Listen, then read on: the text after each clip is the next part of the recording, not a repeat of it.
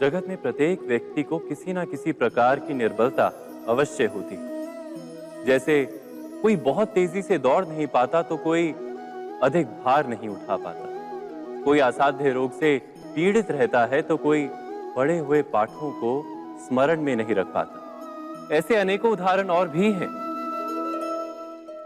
क्या आप किसी ऐसे व्यक्ति को जानते हैं जिसे सब कुछ प्राप्त हो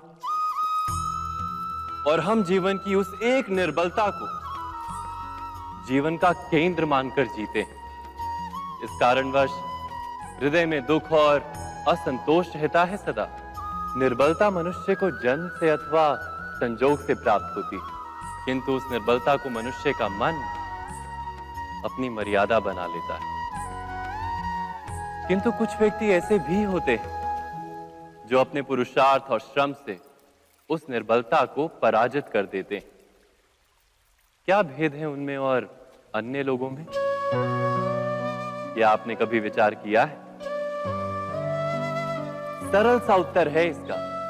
जो व्यक्ति निर्बलता से पराजित नहीं होता, जो पुरुषार्थ करने का साहस रखता है हृदय में, वो निर्बलता को पार कर जाता है। अर्थात निर्बलता अवश्य ईश्वर देता है, किंतु मर्यादा मनुष्य का मन ही निर्मित करता है। स्वयं विचार कीजिए।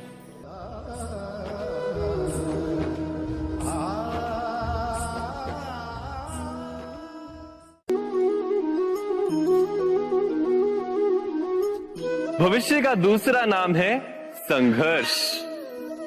हृदय में आज इच्छा होती है और यदि पूर्ण नहीं हो पाती तो हृदय भविष्य की योजना बनाता है। भविष्य में इच्छा पूर्ण होगी ऐसी कल्पना करता रहता है, किंतु जीवन ना तो भविष्य में है ना अतीत में। जीवन तो इस क्षण का नाम है, अर्थात इस क्षण का अनुभव ही जीवन का अनुभव। पर हम ये जानते हुए भी इतना सा सत्य समझ नहीं पाते।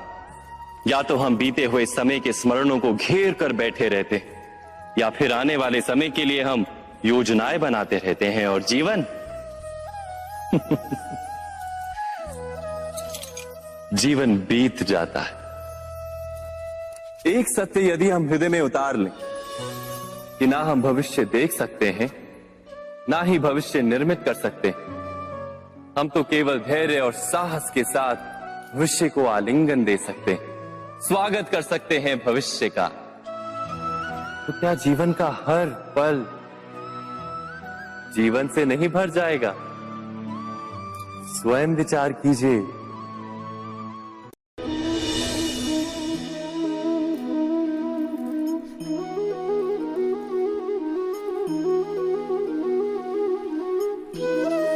ज्ञान प्राप्ति सदा ही समर्पण से होती है, ये हम सब जानते हैं। किंतु समर्पण का वास्तविक महत्व क्या है? क्या हमने कभी विचार किया? मनुष्य का मन सदा ही ज्ञान प्राप्ति में विभिन्न बाधाओं को उत्पन्न करता है। कभी किसी अन्य विद्यार्थी से ईर्ष्या हो जाती है, कभी पढ़ाए हुए पाठों पर संदेह जन्मता है और कभी गुरु द्वारा दिया गया दंड मन को अहंकार से भर देता है। नहीं, क्या ऐसा नहीं होता? न जाने कैसे कैसे विचार मन को भटकाते हैं और मन की इसी अयोग्य स्थिति के कारण हम ज्ञान प्राप्त नहीं कर पाते। मन की योग्य स्थिति केवल समर्पण से निर्मित होती है। समर्पण मनुष्य के अहंकार का नाश करता है, ईर्ष्या, महत्वाकांक्षा आदि भावनाओं को दूर कर हृदय को शांत करता है और मन को एकाग्र करता है। वास्तव में ईश्वर की सृष्टि में ना ज्ञान की मर्यादा है ना ज्ञानियों की। गुरु दत्तात्रेय ने तो गाय और श्वान से भी ज्ञान प्राप्त कर लिया था। अर्थात विषय ब्रह्म ज्ञान का हो या जीवन के ज्ञान का या गुरुकुल में प्राप्त होने वाले ज्ञान का, उसकी प्राप्ति के लिए गुरु से अधिक महत्व है उस गुरु के प्रति हमारा समर्पण। क्या ये सत्य नहीं?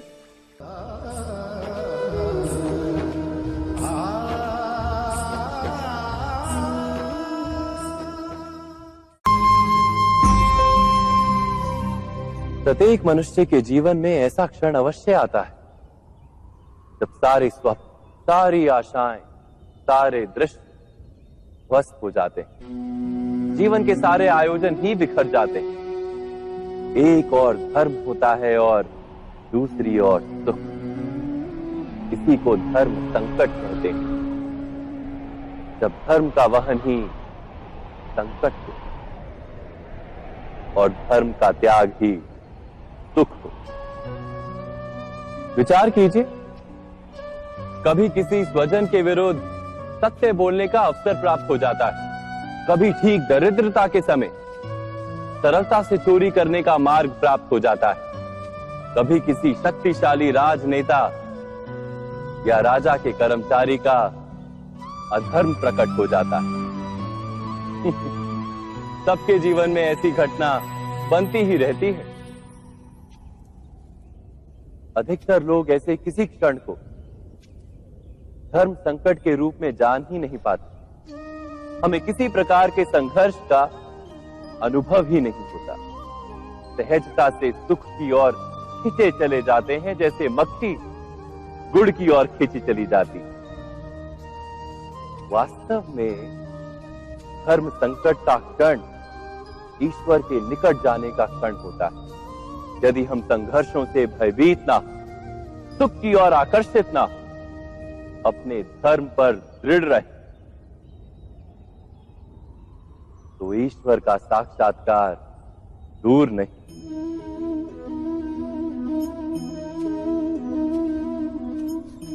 पवन से युद्ध करने वाला पत्ता यदि पेड़ से गिरता है तो भी आकाश की ओर उठता है।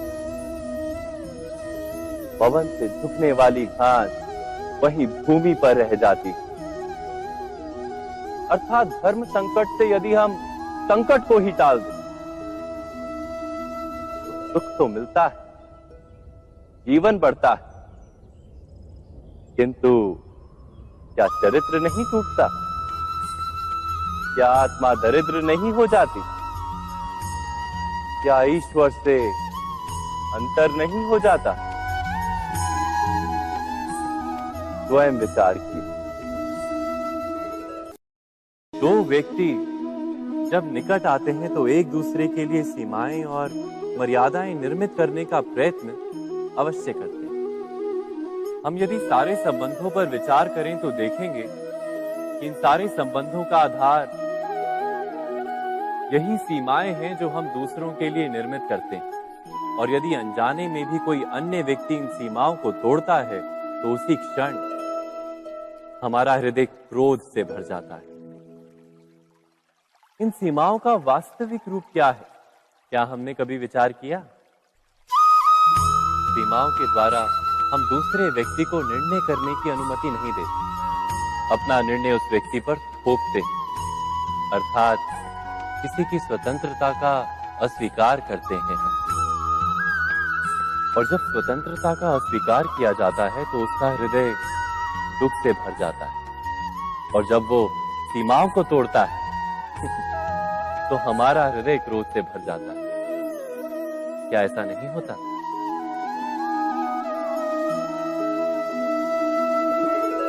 पर यदि एक दूसरे की स्वतंत्रता का सम्मान किया जाए तो किसी मर्यादाओं या सीमाओं की आवश्यकता ही नहीं होती।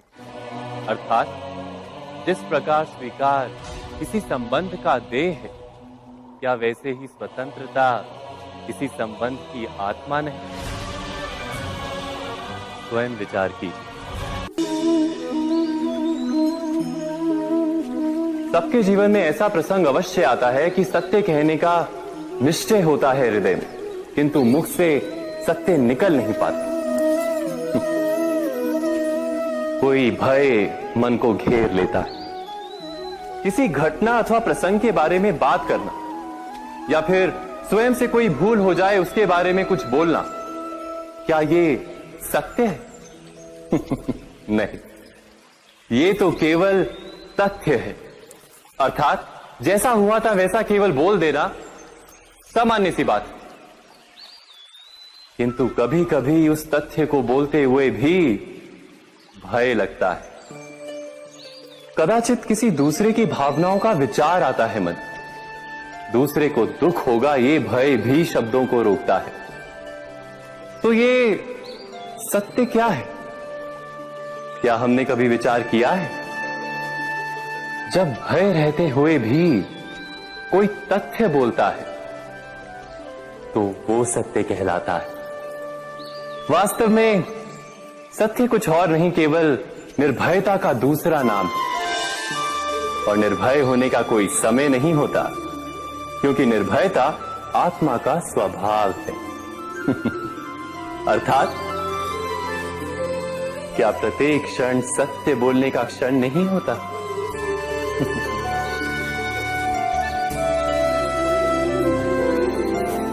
स्वयं विचार कीजिए।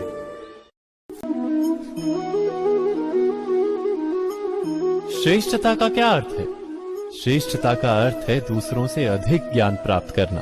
अर्थात मूल्य इस बात का नहीं कि स्वयं कितना ज्ञान प्राप्त किया, मूल्य इस बात का है कि प्राप्त किया हुआ ज्ञान अन्य लोगों से कितना अधिक है। अर्थात श्रेष्ठता की इच्छा ज्ञान प्राप्ति को भी एक स्पर्धा बना देती है। और स्पर्धा में विजय अंतिम कब होती है?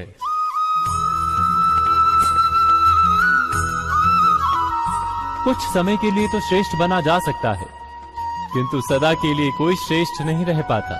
फिर वही असंतोष, पीड़ा और संघर्ष जन्म लेता है। किंतु श्रेष्ठ बनने के बदले यदि उत्तम बनने का प्रयत्न करें तो क्या होगा? उत्तम का अर्थ है कि जितना प्राप्त करने योग्य है वो सब प्राप्त करना, किसी से अधिक पाने की इच्छा से नहीं, मात्र आत्मा की तृप्ति हेतु कुछ प्राप्त करना।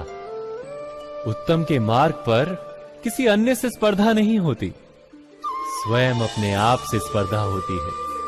अर्थात उत्तम बनने का प्रयत्न करने वाले को देर अबेर सारा ज्ञान प्राप्त हो जाता है। बिना प्रयत्न के ही वो श्रेष्ठ बन जाता है। किंतु जो श्रेष्ठ बनने का प्रयत्न करता है वो श्रेष्ठ बने या ना बने, उत्तम कभी नहीं बन पाता।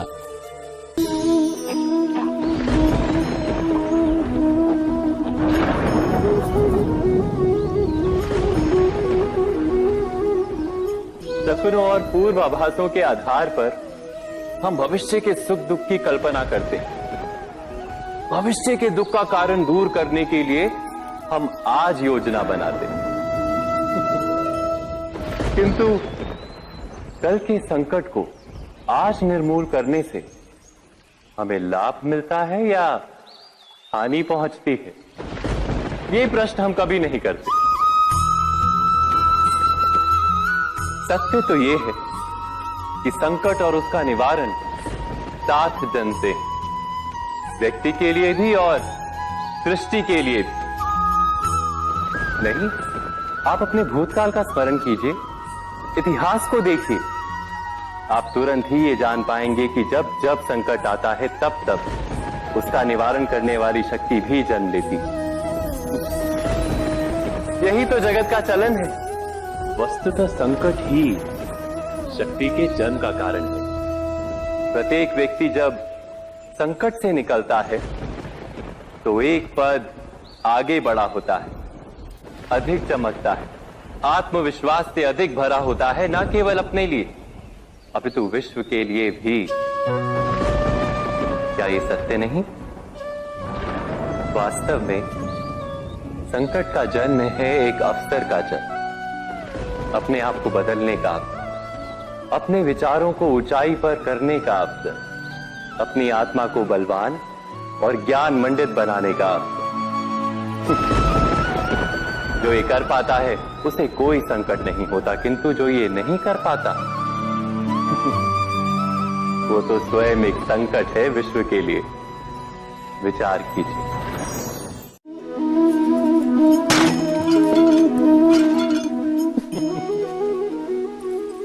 कभी कभी कोई घटना मनुष्य के जीवन की सारी योजनाओं को तोड़ देती और मनुष्य उस आघात को अपने जीवन का केंद्र मान लेता। पर क्या भविष्य मनुष्य की योजनाओं के आधार पर निर्मित होते हैं? नहीं। जिस प्रकार किसी ऊंचे पर्वत पर सर्वप्रथम चढ़ने वाला उस पर्वत की तलाई में बैठकर जो योजना बनाता है, क्या वही योजना उसे उस पर्वत की चोटी तक पहुंचाती है?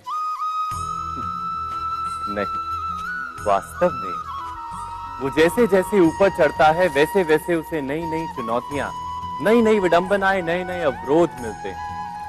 प्रत्येक पद पर वो अपने अगले पद का निर्णय करता है। प्रत्येक पद पर उसे अपनी योजनाओं को बदलना पड़ता है। कहीं पुरानी योजना उसे खाई में ना ढकेल दे। वो पर्वत को अपने योग्य नहीं बना पाता, केवल स्वयं को पर्वत के योग्य बना सकता है। क्या जीवन के साथ भी ऐसा ही नहीं? जब मनुष्य जीवन में किसी एक चुनौती को, एक अवरोध को अपने जीवन का केंद्र मान लेता है, अपने जीवन की गति को ही रोक देता है, तो वो अपने जीवन में सफल नहीं बन पाता और ना ही सुख और शांति प्राप्त कर पाता। अर्थात जीवन को अपने योग्य बनाने के बदले स्वयं अपने को जीवन के योग्य बनाना ही सफलता और सुख का एकमात्र मार्ग नहीं। स्वयं विचार कीजिए।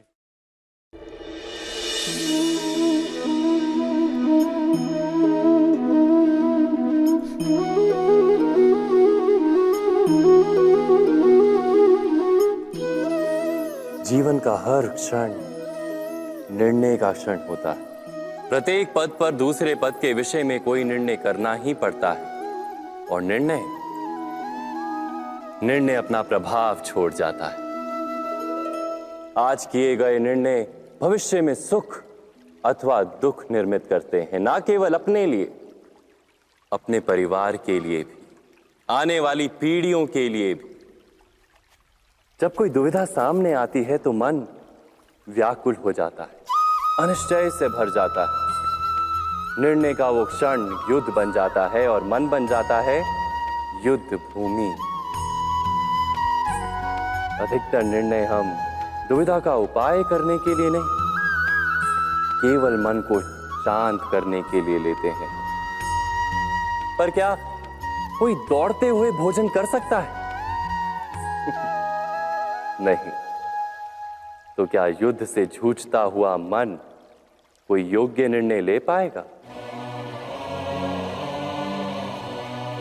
वास्तव में शांत मन से जब कोई निर्णय करता है तो अपने लिए सुखद भविष्य बनाता है, किंतु अपने मन को शांत करने के लिए जब कोई निर्णय करता है तो वो व्यक्ति भविष्य में अपने लिए कांटों भरा वृक्ष लगाता है।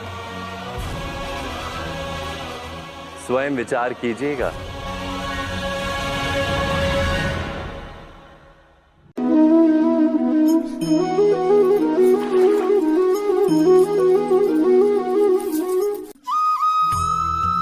जीवन में आने वाले संघर्षों के लिए जब मनुष्य स्वयं को योग्य नहीं मानता, जब उसे अपने ही बल पर विश्वास नहीं रहता, तब वो सद्गुणों को त्याग कर दुर्गुणों को अपनाता है। वस्तुतः मनुष्य के जीवन में दुर्जनता जन्म ही तब लेती है जब उसके अंतर में आत्मविश्वास नहीं होता। आत्मविश्वास ही अच्छाई को धारण करता है। ये आत्मविश्वास है क्या?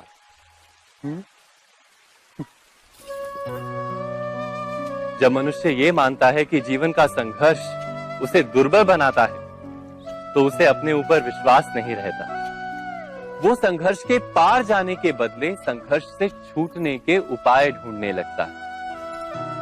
किंतु जब वो ये समझता है कि ये संघर्ष उसे अधिक शक्तिशाली बनाते हैं, ठीक जैसे व्यायाम करने से देह की शक्ति बढ़ती, तो प्रत्येक संघर्ष के साथ उसका उत्साह बढ़ता है।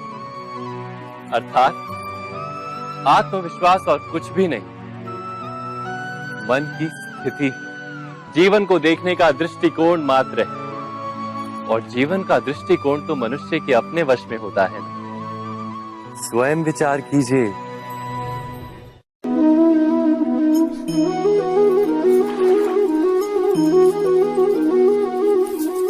पिता सदा ही अपने संतान के सुख की कामना करते, उनके भविष्य की चिंता करते रहते। इसी कारणवश सदा ही अपने संतानों के भविष्य का मार्ग स्वयं निश्चित करने का प्रयत्न करते रहते।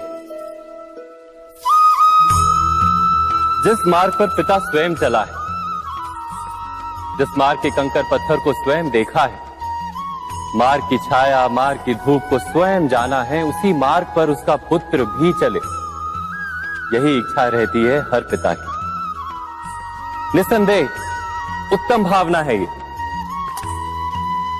किंतु 3 प्रश्नों के ऊपर विचार करना हम भूल ही जाते। कौन से प्रश्न? प्रथम प्रश्न, क्या समय के साथ प्रत्येक मार्ग बदल नहीं जाते? क्या समय सदा ही नई चुनौतियों को लेकर नहीं आता? तो फिर बीते हुए समय के अनुभव नई पीढ़ी को किस प्रकार लाभ दे सकते हैं? दूसरा प्रश्न, क्या प्रत्येक संतान अपने माता पिता की छवि होता है? हाँ, संतानों को संस्कार तो अवश्य माता पिता देते हैं, किंतु भीतर की क्षमता तो ईश्वर देते हैं। तो जिस मार्ग पर पिता को सफलता मिली है, विश्वास है कि उसी मार्ग पर उसकी संतानों को भी सफलता और सुख प्राप्त होगा। तीसरा प्रश्न, क्या जीवन के संघर्ष और चुनौतियां लाभकारी नहीं होती? क्या प्रत्येक नया प्रश्न एक नए उत्तर का द्वार नहीं खोलता? तो फिर संतानों को नए नए प्रश्नों, संघर्षों और चुनौतियों से दूर रखना, ये उनके लिए लाभ करना कहलाएगा या हानि पहुंचाना? अर्थात जिस प्रकार संतान के भविष्य का निर्माण करने के बदले उसके चरित्र का निर्माण करना श्रेष्ठ है, वैसे ही संतानों के जीवन का मार्ग निश्चित करने के बदले उन्हें नए संघर्षों के साथ जूझने के लिए मनोबल व ज्ञान देना अधिक लाभदायक नहीं होगा? स्वयं विचार कीजिए। मनुष्य की सबसे बड़ी दुर्बलता क्या